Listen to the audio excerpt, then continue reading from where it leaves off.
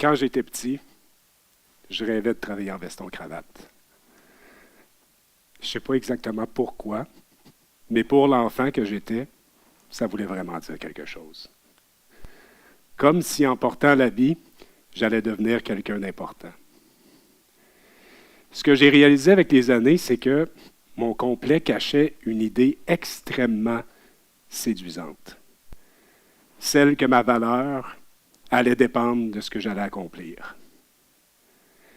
J'ai grandi, j'ai fait de grosses études, je suis enfin arrivé dans le monde du travail, un monde que vous connaissez, hein?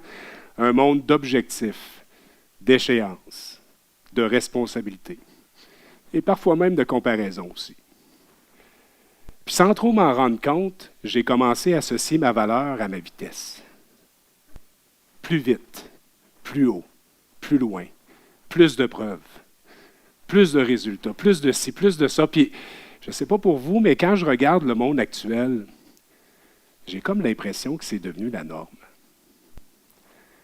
Alors, j'ai juste envie de vous tirer par la manche un petit peu aujourd'hui puis de vous dire, « Hey, attendez un peu là.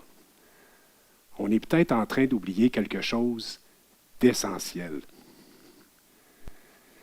Cette image représente exactement ce qui s'est passé au cours de mes 30 dernières années.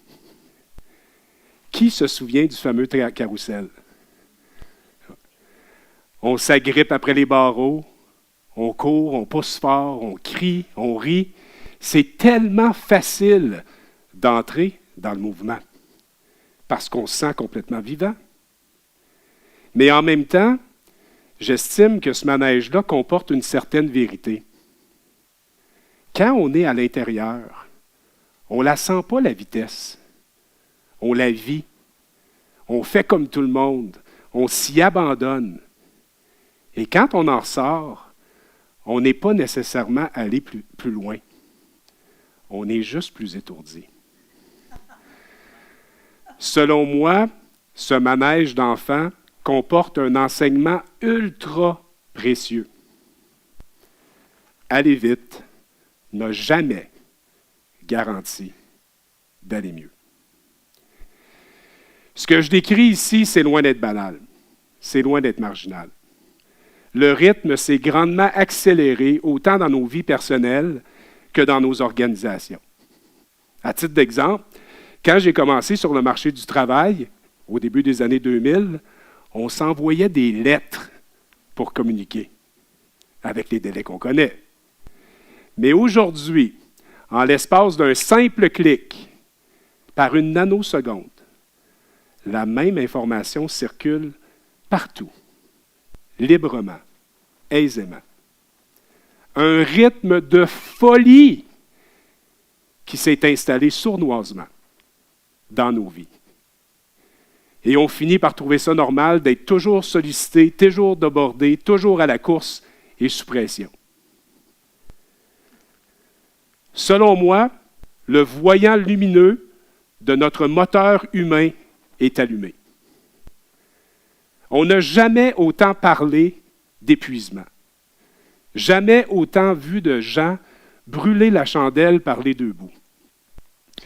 Je sais que les chiffres, ça peut paraître aride des fois, puis ça peut être un peu compliqué, mais j'ai le goût de vous en partager juste 3. Êtes-vous prêts?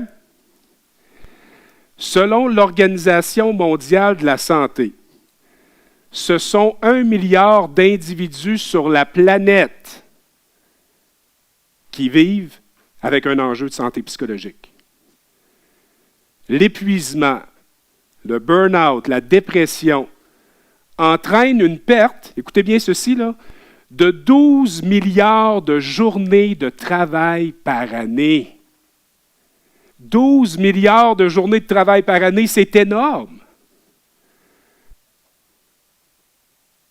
Et sans trop le savoir, ce rythme effréné nous a amené une capacité à tout justifier.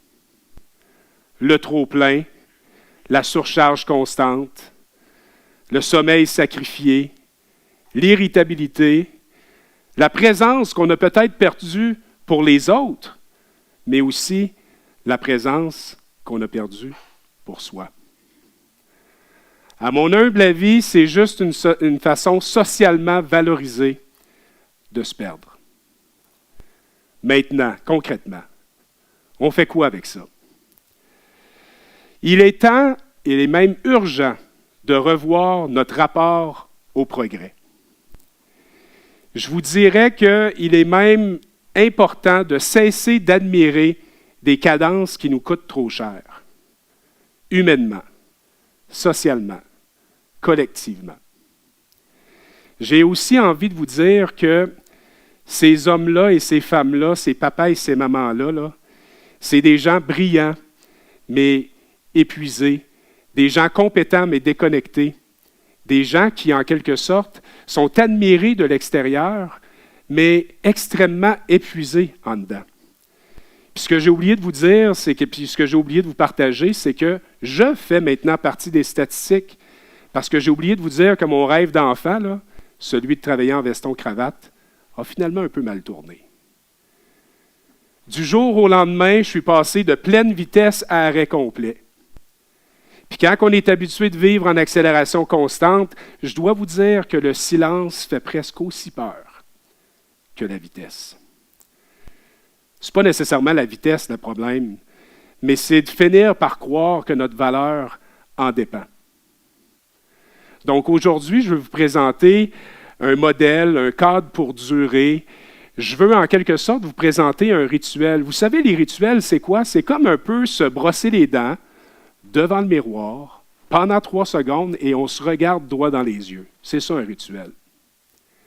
Je veux vous présenter un instrument d'orientation, un compas. 3 repères clés pour être en mesure de mieux aller autant que possible. Le premier, c'est arrêter.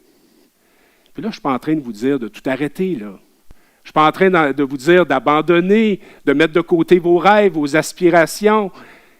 Je suis juste en train de vous dire d'arrêter ne serait-ce qu'un court instant.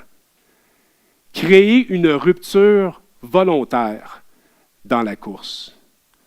Être en mesure de se demander qu'est-ce que je fais présentement? Est-ce que c'est encore sain pour moi?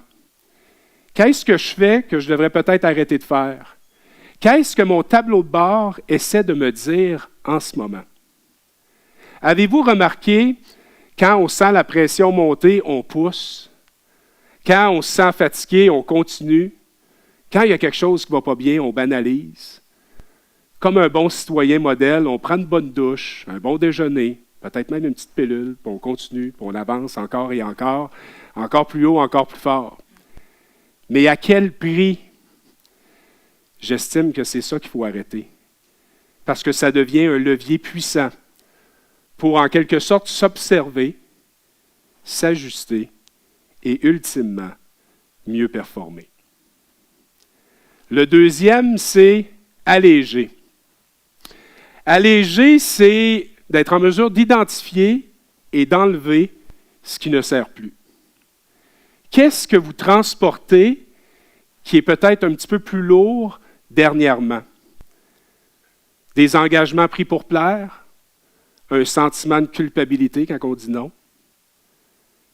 Des comparaisons toxiques? Un discours intérieur sévère? La croyance que tout est important, que tout est urgent, tout le temps, pour tout le monde? Alléger, c'est savoir faire de la place. Alléger, c'est de passer de la tête au cœur pour respirer, ressentir et pour durer. Alléger, c'est aussi redevenir présent pour soi d'abord, pour les autres ensuite.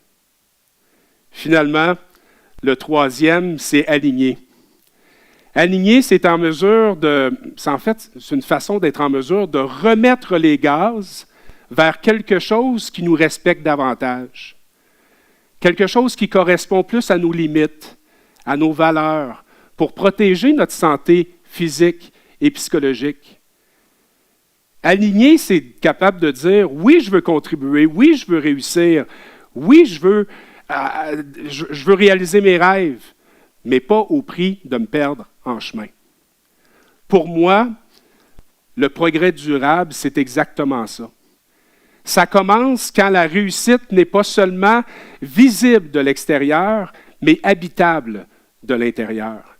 Ça commence qu'on arrête de se dire jusqu'où je peux aller et qu'on recommence à se demander, toi là, dans quelle direction tu veux aller, à quel rythme que tu veux aller. Puis selon moi, c'est une compétence, puis même cette lucidité-là, c'est quelque chose de ultra important à développer dans les années à venir. Finalement, ce que j'ai envie de vous partager, ce que je ne vous ai pas partagé non plus, c'est que le silence que j'ai vécu quand ma vie a freiné brusquement du jour au lendemain m'a permis de me poser des questions que je ne m'étais jamais posées auparavant.